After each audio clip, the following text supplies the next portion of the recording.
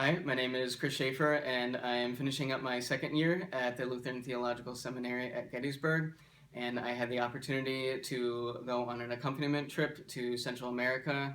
particularly in Honduras and Guatemala, with a group of seminarians from here as well as some professors. And we had the opportunity to meet up with several Lutheran congregations that are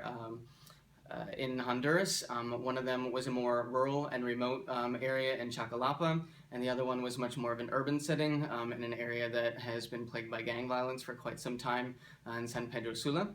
And I think one of the things that really struck me about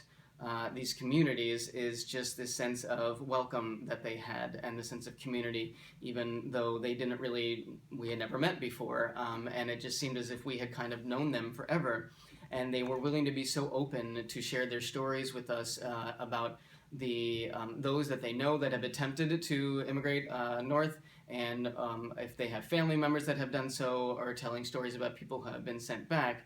And it just seemed like such an open, vulnerable thing for them to be doing when they had just met us. And so when they were telling us about some of their experiences and why they were leaving,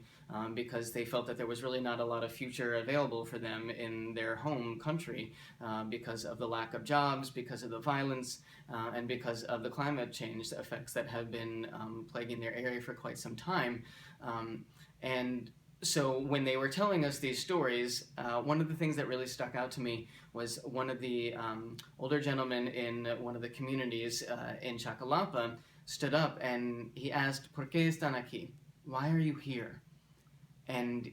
he wanted to know why we had come, because I think most of the time faith-based organizations come down there promising to help them, promising to make them new buildings if they start up a church, and there are a lot of broken promises that have befallen these areas and these communities. And so I think they were kind of a little suspicious, rightly so, about why we were there and what our intentions were. And he also wanted to know why we wanted to know so much about the reasoning behind why people had attempted to immigrate. He's like, you already know all of these things.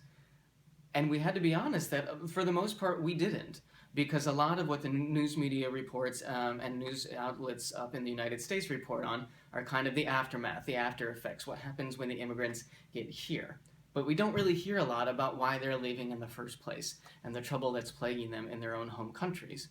And so I think one of the things that faith-based advocacy could do, and one of the reasons why I think it was really important for us to go down there when we entered into these conversations, was that we are able to share these stories that have been entrusted to us with members of our congregations,